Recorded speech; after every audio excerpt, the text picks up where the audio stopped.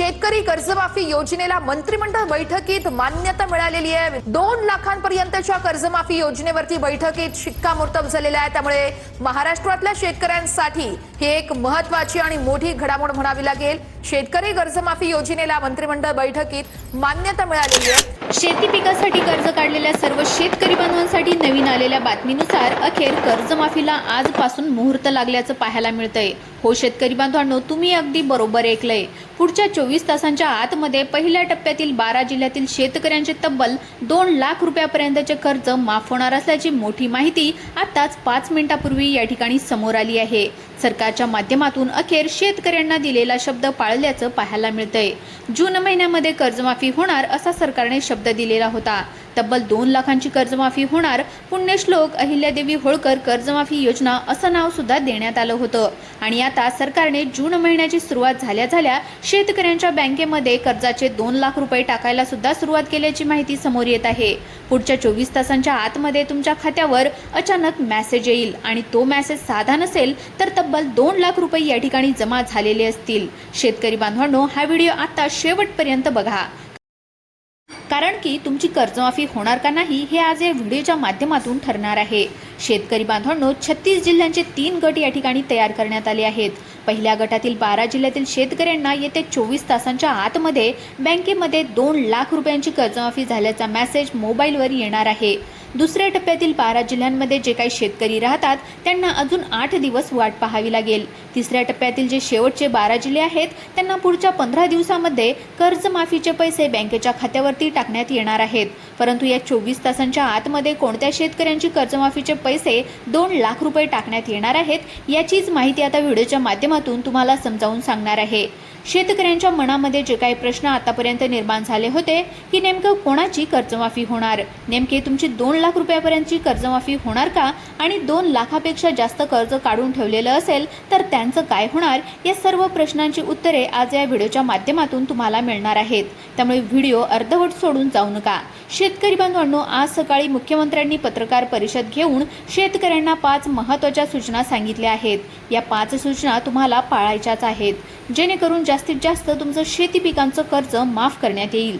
लक्षात ठेवा, सर्वांनी हा व्हिडिओ 2 मिनिटं लक्ष देऊन पाहायचा आहे, कारण ही जी काही माहिती आहे तर ती अधिकृत माहिती आहे। ज्यांनी शेती पिकासाठी आजपर्यंत कर्ज काढलेलं आहे तर त्या शेतकऱ्यांना ही माहिती व्यवस्थित ऐकायची आहे। मागच्या एप्रिल आणि मे या 2 महिन्यापासून सरकार शेतकऱ्यांच्या कागदपत्रांची चाळणी सारखी तपासणी करत होतं। या तपासणीमध्ये जवळपास 16 लाख शेतकरी बाहेर काढल्याची माहिती सध्या समोर येत आहे आणि 16 लाख शेतकरी आता कर्जमाफीपासून वंचित सुद्धा राहणार आहेत।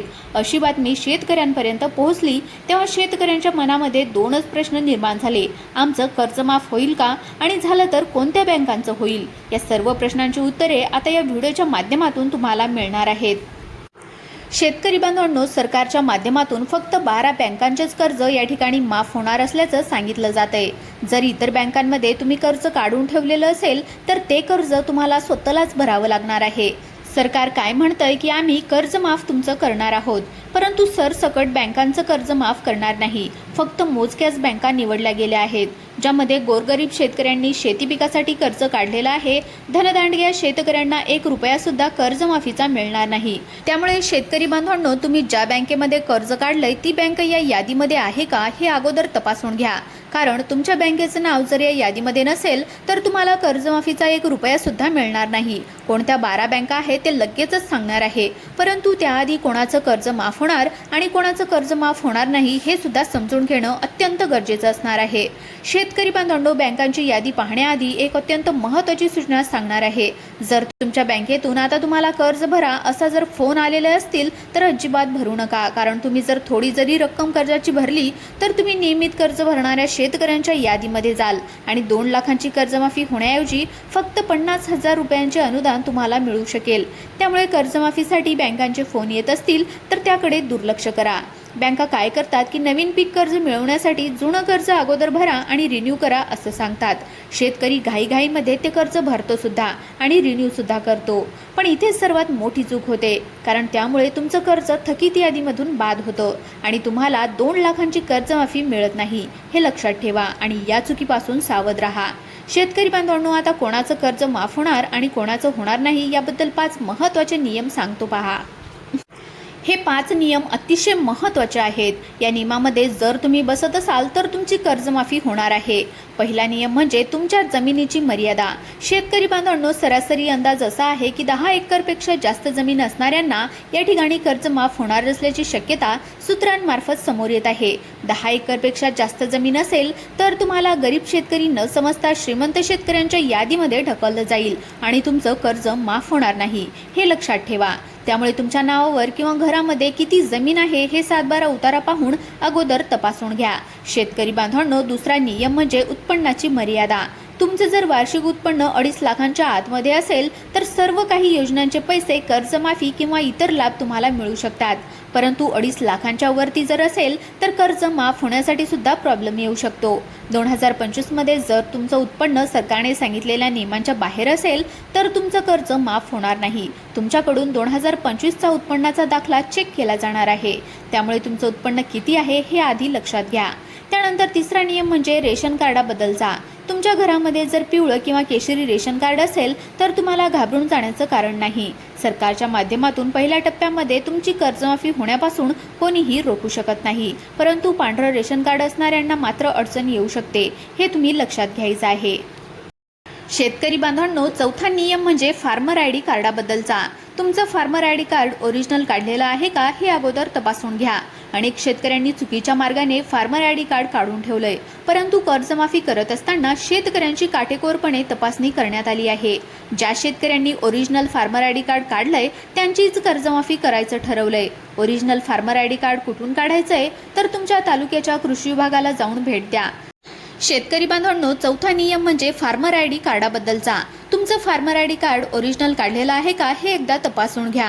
अनेक शेतकऱ्यांनी चुकीच्या मार्गाने फार्मर आयडी कार्ड काढून ठेवलंय, परंतु कर्जमाफी करत असताना शेतकऱ्यांची काटेकोरपणे तपासणी करण्यात आली आहे. ज्या शेतकऱ्यांनी ओरिजिनल फार्मर आयडी कार्ड काढून ठेवलंय त्यांचीच कर्जमाफी करायचं ठरवलंय. ओरिजिनल फार्मर आयडी कार्ड कुठून काढून घ्यायचं तर तुमच्या तालुक्याच्या कृषी विभागाला जाऊन भेट द्या. तुमचं फार्मर आयडी कार्ड म्हणजे शेतकऱ्याचं खरं ओळखपत्र असतं. जर चुकीच्या पद्धतीने काढलेलं असेल तर कर्जाची रक्कम माफ होणार नाही. पाचवा नियम म्हणजे घरातील सदस्याबद्दलचा. तुमच्या घरामध्ये जर कोणी सरकारी नोकरीमध्ये असेल किंवा जिल्हा परिषद सदस्य, पंचायत समिती सदस्य अशा प्रकारच्या कोणी राजकीय पदावर असेल तर तुम्हाला कर्जमाफीपासून सुद्धा वंचित ठेवलं जाऊ शकतं. शेतकरी बांधवांनो, आता कोणत्या बँकांचं कर्ज माफ होणार आहे ते या ठिकाणी सांगत आहे पहा. सर्वांनी 2 मिनिटं लक्ष देऊन बघा. यामध्ये सगळ्यात महत्त्वाची बँक म्हणजे जिल्हा मध्यवर्ती बँक. त्यानंतर दुसरी म्हणजे जिल्हा सहकारी बँक. त्यानंतर तिसरी आहे स्टेट बँक ऑफ इंडिया. चौथी आहे बँक ऑफ महाराष्ट्र. त्यानंतर 5वी बँक आहे बँक ऑफ इंडिया. त्यानंतर 6वी बँक आहे HDFC बँक. त्यानंतर 7वी आहे ICICI बँक. त्यानंतर 8वी आहे कोटक महिंद्रा बँक. त्यानंतर 9वी आहे बँक ऑफ बडोदा. 10वी आहे कॅनरा बँक. त्यानंतर आहे सेंट्रल बँक ऑफ इंडिया. त्याच्यानंतर पोस्ट ऑफिस बँक. या 12 बँकांमध्ये ज्यांनी शेती पिकासाठी कर्ज घेतलेलं आहे त्यांचंच कर्ज या ठिकाणी माफ होणार आहे. या बँकांव्यतिरिक्त इतर बँकांमधील कर्ज या कर्जमाफी योजनेमध्ये समाविष्ट होणार नाही. त्यामुळे तुमच्या बँकेचं नाव या यादीमध्ये आहे का ते लगेचच तपासून घ्या. शेतकरी बांधवांनो, आता सर्वात महत्त्वाचं म्हणजे पहिल्या टप्प्यातील कोणत्या 12 जिल्ह्यांमध्ये पुढच्या 24 तासाच्या आतमध्ये कर्जमाफी होणार ते लगेचच सांगते पहा. हे शेतकऱ्यांचे जिल्हे म्हणून महाराष्ट्रामध्ये ओळखले जातात. या जिल्ह्यांमधील शेतकऱ्यांनी शेती पिकासाठी भरपूर कर्ज काढलं आहे आणि त्यांना अतिवृष्टी, अवकाळी पाऊस यामुळे प्रचंड नुकसान सुद्धा सहन करावं लागलं आहे. त्यामुळे सरकारने या जिल्ह्यांना पहिल्या टप्प्यामध्ये प्राधान्य दिलंय. व्हिडिओ अर्धवट सोडून अजिबात जाऊ नका, कारण की यादी पाहिल्याशिवाय तुम्हाला कळणार नाही की तुमच्या जिल्ह्याचा यामध्ये समावेश आहे का नाही. शेतकरी बांधवांनो, पहिल्या टप्प्यातील जिल्ह्यांची यादी पाहूयात. सर्वात पहिला जिल्हा म्हणजे नांदेड हा जिल्हा. या जिल्ह्यातील अर्धापूर, भोकर, बिलोली, देगलूर, धर्माबाद, हदगाव, किनवट, लोहा आणि मुखेड या तालुक्यांमधील शेतकऱ्यांची 24 तासांच्या आतमध्ये कर्जमाफी होणार आहे. दुसरा जिल्हा म्हणजे लातूर हा जिल्हा. लातूर जिल्ह्यातील औसा, निलंगा, रेणापूर, चाकूर, जळकोट, शिरूर, अनंतपाळ आणि अहमदपूर या तालुक्यामधील शेतकऱ्यांना 24 तासांच्या आतमध्ये 2 लाख रुपयांची कर्जमाफी मिळणार आहे. त्यानंतर तिसरा जिल्हा म्हणजे बीड आहे. बीड जिल्ह्यातील आष्टी, पाटोदा, गेवराई, माजलगाव, केज, केज, आंबेजोगाई, धारूर आणि शिरूर, त्यानंतर कासार या भागातील शेतकऱ्यांसाठी सुद्धा ही सर्वात मोठी बातमी आहे। चौथा जिल्हा म्हणजे यवतमाळ हा जिल्हा। यवतमाळ जिल्ह्यातील यवतमाळ, दारवा, नेर, पुसद, उमरखेड, वणी आणि बाभुळगाव या तालुक्यांमधील शेतकऱ्यांना सुद्धा 24 तासांच्या कर्जमाफीचे पैसे मिळणार आहेत। शेतकरी बांधवांनो, पाचवा जिल्हा म्हणजे हिंगोली हा जिल्हा।